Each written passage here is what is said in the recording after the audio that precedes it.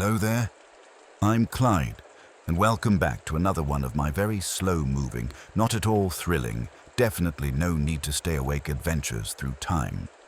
If you're new here, don't worry. I don't do anything exciting. I just sort of drift. Sometimes I sit, sometimes I wander, and sometimes I find myself in odd situations that unfold with all the urgency of a snail reading a very large book upside down. Tonight's sleepy tale is called Clyde Spends a Day Trying to Learn the Rules of Ancient Board Games. That's right, I don't play the games, I just try to figure out the rules, which might be written on papyrus, or carved into stone, or possibly passed down verbally by a man chewing lentils who doesn't speak my language. Before we settle in, don't forget to tap that little like button. Subscribe if you haven't already, so you never miss another boring tale. There's a whole playlist of these curious, quiet, time-traveling misadventures, just waiting to help you drift off. And if you'd ever like your own personalized sleepy story, one made just for you, you can become a channel member and support the adventure. I'll create something custom, slow-paced, and probably featuring a forgotten art like spoon carving or moss counting. All right. Get comfy. Let your eyes grow heavy. Let's begin. I arrived in the village just as the shadows were starting to lean long and crooked across the ground.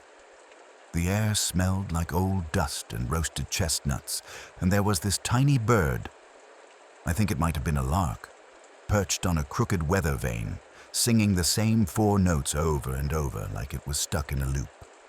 I waved at it. It did not wave back. The house didn't really look like a game house. Not at first. It looked more like someone had stacked 5 pieces of mismatched furniture into the shape of a building and then decided to live inside it. The walls leaned. The roof dipped in the middle like a soft bread loaf. And there were no doors, just an open archway draped in something that looked suspiciously like a rug that had once been part of a camel saddle. It smelled a bit like goat. Inside, it was very quiet. The kind of quiet you get inside old museums that aren't really open to the public anymore, but still have a single, very determined curator who dusts the exhibits every Tuesday. There were shelves with strange wooden cubes, tables with stone slabs etched with mysterious lines, tiny carved figures that looked like beetles, birds, and one very smug-looking cucumber. And in the center of the room, a large, low table with a single flickering lamp above it. That's where I saw my first game board. Or I assumed it was a game board. It could have also been an ancient cheese drying rack, but the arrangement of symbols was just abstract enough to feel playful. There were squares, there were circles, there was even a triangle with a tiny arrow pointing at a snail. I traced it with my finger and sat down on the nearest stool, which gave a long, dramatic groan like a retired actor being asked to do one more performance. There were no instructions, just a small pile of flat stones in one bowl and carved sticks in another. One of the sticks was shaped like a lizard, and one had teeth carved into it. I turned the lizard stick over a few times in my hand and thought deeply about what it meant. Then I thought deeply about soup. Then I remembered I hadn't had soup in a very long time. And that's when I met her. She was about 97 years old if she was a day, with eyes like wrinkled marbles and a braid so long it trailed behind her like a sleepy pet snake. She didn't say hello. She didn't sit down. She just walked in, looked at me, pointed to the game board, and said, "You're doing it wrong." I hadn't even done anything yet, but I nodded politely and said, "Of course I am." She grunted and took the lizard stick from me, turned it sideways, tapped it twice on the corner of the board, and set it down on a particular square. Then she picked up a smooth pebble, placed it on the triangle with the snail, and crossed her arms. And then She stared. I stared back. We just sat there like that for what felt like a very long time. Occasionally she blinked. Occasionally I sneezed, very softly. And then, slowly, she leaned forward and whispered something that sounded like, "If the snail points toward the east wind, you must reverse the lizard twice and feed the beetle." Then she left. I sat very still, trying to decide whether that was an actual rule or a metaphor. I turned the lizard stick again. No beetle in sight. The snail was still pointing east, probably. I wasn't entirely sure. The board didn't have a compass. I took out a little notebook from my satchel, the one with the tea stain shaped like a sheep on the front, and wrote down, "Snail equals east, lizard equals reversed twice, beetle equals unclear." Underneath that, I wrote, "Do not eat the game pieces." A moth fluttered across the room and landed on one of the carved cucumbers. I watched it for a while. It didn't move. I named it Kevin. Kevin and I spent the rest of the afternoon just staring at the board, trying to decide if maybe the triangle was actually a warning, or if this was some kind of ancient tax filing system and not a game at all. Still, there was something cozy about it. The way the lamp flickered, the faint sound of goats somewhere outside, the warm clay of the floor. I didn't understand the rules, but I liked the feeling of being there, and sometimes that's enough. The next morning, maybe it was still the same afternoon, time gets a little mushy in these places. I found myself outside the game house, sitting on a low stone wall, picking bits of dried lavender out of my sleeve. I didn't remember how the lavender got there. A man walked by. He was wearing a robe the color of burnt toast and carrying what looked like an hourglass the size of a melon, slung over his shoulder on a thick rope. Trailing behind him was a small, serious-looking chicken. "Good morning," I said, because I like to greet people, even when they look like traveling philosophers or professional nap-takers. He stopped, looked at me, then at the sky, then at the chicken, and finally said, "You're early." I wasn't sure what he meant by that, so I nodded slowly and asked, "Am I?" He squinted at the sand timer. "Yes, 2 grains early." The chicken clucked once, very softly, like it was confirming the math. The man gestured for me to follow him. He didn't say where we were going, but sometimes, when you're traveling through time, you just go with it. We walked in silence through the village, past clay ovens and crooked fences, past a tree that someone had very lovingly decorated with shoes. All left feet. Eventually, we reached a courtyard with several low tables and more of those curious boards. Some had patterns like checkerboards, others looked like spirals or tiny labyrinths. One just had a single black circle in the middle and a bowl of walnuts beside it. The man set down his sand timer with a dramatic thunk. The chicken sat on a pillow, and then, in a slow voice that made even my voice sound peppy, he began explaining the rules. Sort of. He said things like, if the sky is turning, the pieces must be still. A square is only a square if it has been touched. The walnut is symbolic, or possibly lunch. I tried to take notes, but my pencil broke on the word symbolic, and I had to resort to drawing small illustrations of everything instead. One looked like a hedgehog. One accidentally looked like the chicken. We spent a long time like that, talking around the game but never quite playing it. He poured the sand timer again. The chicken moved one piece with its beak.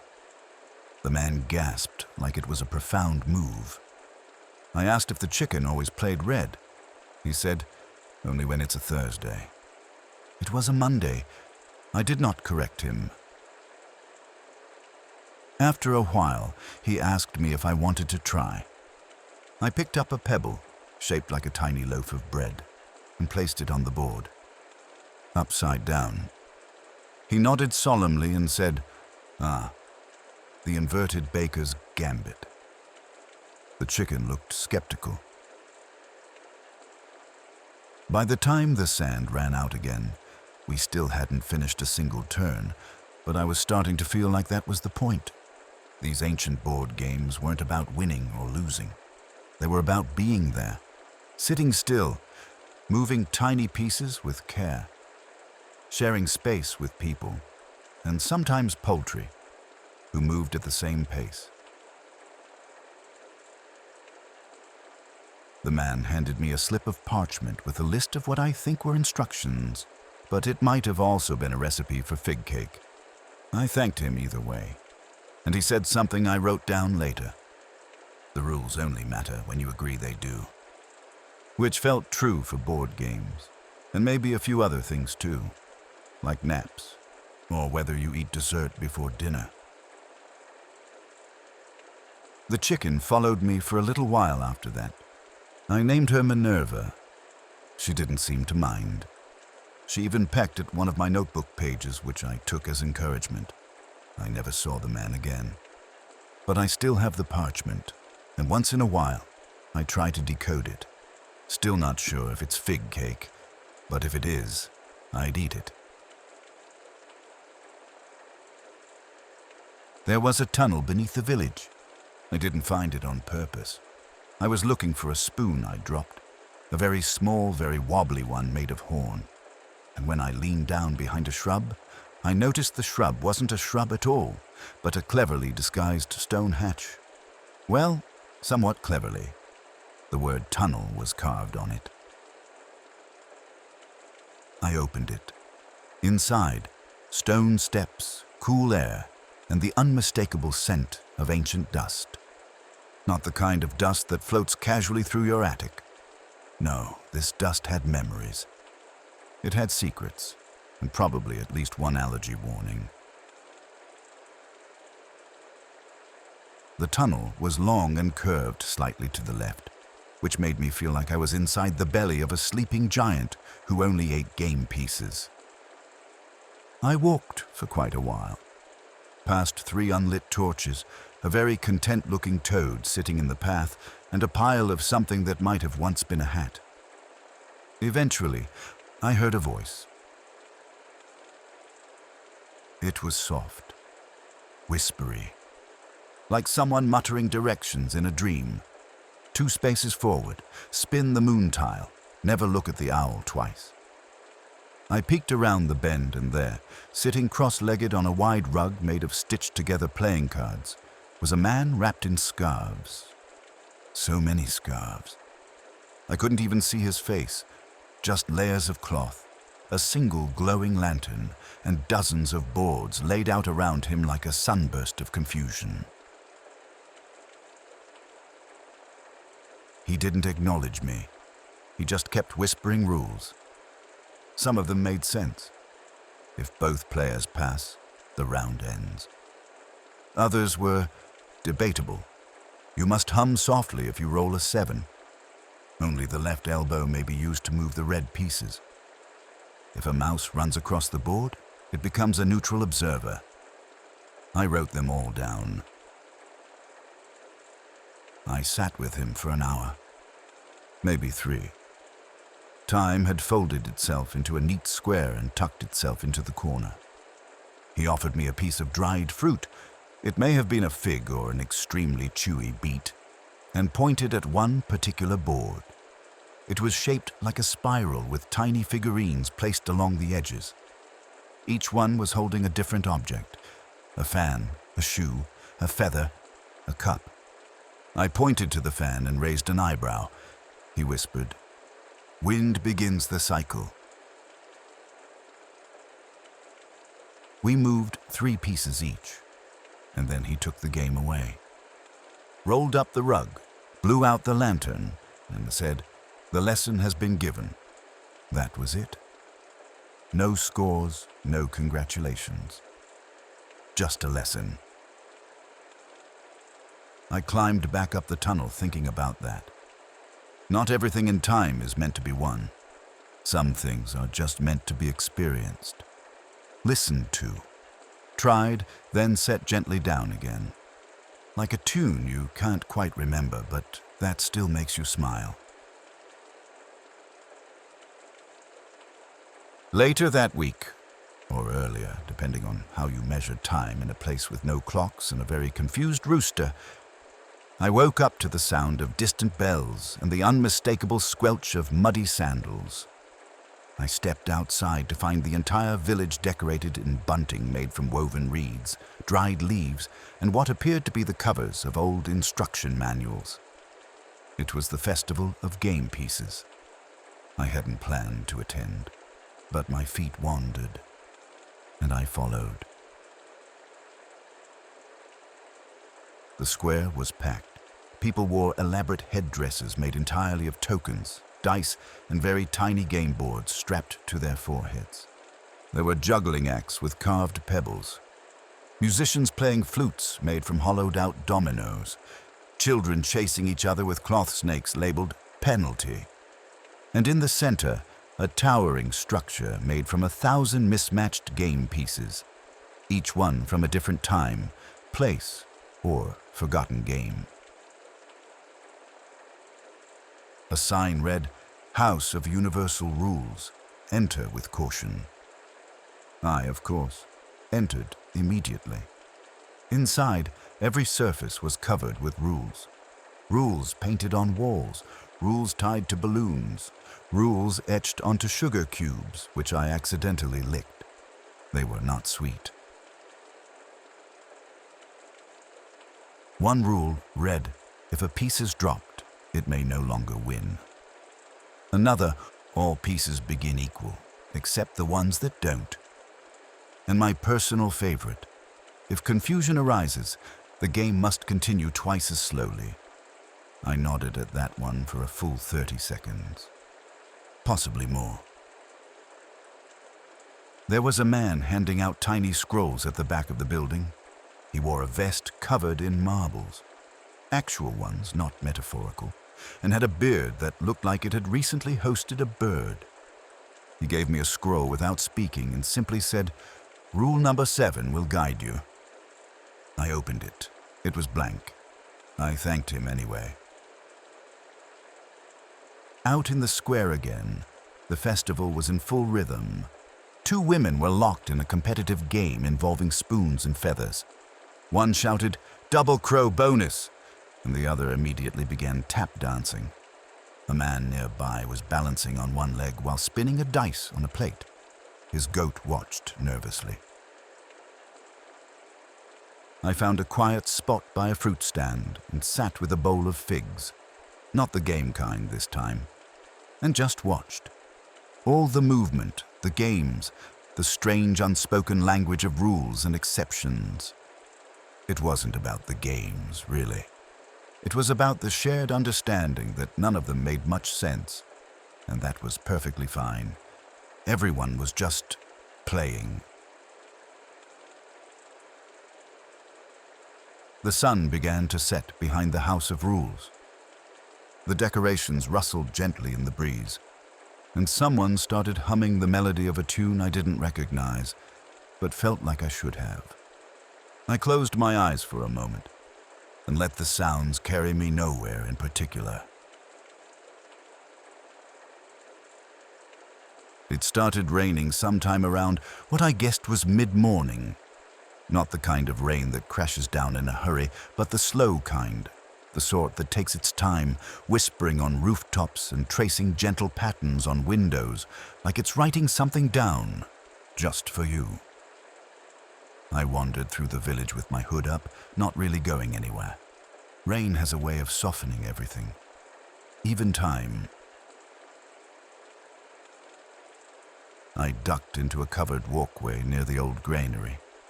The stones were slick and mossy beneath my boots, and someone had etched dozens of little squares along the wall, like a vertical game board for very ambitious squirrels. Below each square were faint carvings. Rules, maybe, though the rain had blurred most of them into gentle nonsense. I leaned in and read what I could. If you pass twice, you must remember your opponent's name. The game ends when you forget why you started. To win is to wait. Raindrops gathered in the grooves, and I watched them fill the letters until the lines looked like tiny silver rivers. It was oddly soothing. I took out my notebook and tried to copy the rules, but the paper was damp and I accidentally tore a hole in the middle of the page. I stared at the hole for a while. It felt like part of the message. A stray cat padded into the archway and sat beside me. Gray, soggy, looked like he'd been playing a long game of his own. He meowed once, the raspy kind of meow that says, "Yes, I see you. Now please stop trying to make sense of things." I offered him a fig. He declined. A woman passed by, holding a large umbrella made from stitched parchment. She nodded politely and said, "This is the best weather for thinking." I agreed, mostly because I'd been doing quite a lot of that already and now felt validated.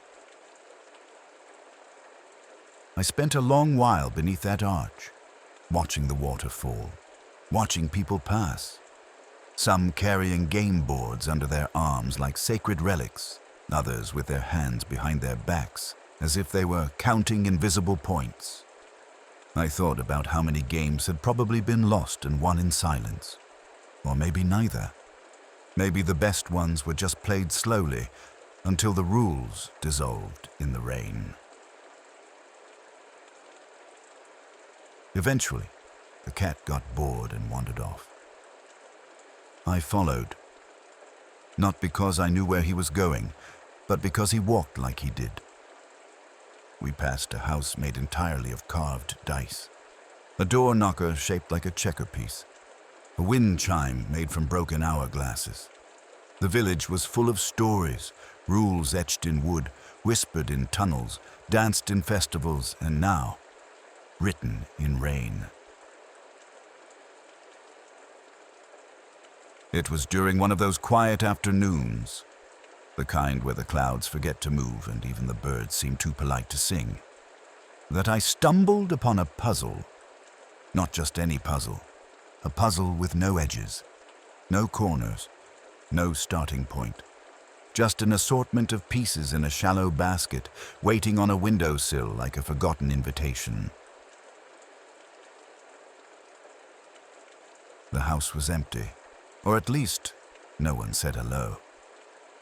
A kettle whistled somewhere in the back, and a small wind chime tinkled with uncertainty from the ceiling. I sat down beside the window, the basket in my lap, and took out the first piece. It was shaped like a fish. The next one resembled a cloud. The third looked a little like a baby goat in profile, though that may have just been wishful thinking. There was no picture to match them to, no box, no lid. Just soft, worn pieces in peculiar shapes and a vague sense that someone had once known how it all fit together. I began placing them on the table. Fish beside cloud, goat beside spiral, a piece shaped like a cracked teacup, another like a sideways smile. Somehow, they began to make sense. Not as a picture, but as a feeling. The way they fit together reminded me of memories, how they don't always align the way you expect, but still hold together, gently. I lost track of time. Again. The kettle had long stopped whistling, the wind chime had grown still, and the table was now covered in this strange growing web of odd-shaped memories pretending to be a puzzle. I stepped back. Still no edges, no clear shape. But it felt done. or maybe just paused. A small slip of paper fluttered down from the rafters. No idea where it came from, and landed softly in front of me. It said, "If it fits, it belongs." I smiled, because that's exactly what I'd been thinking. I left the puzzle right there, untouched, for the next wanderer.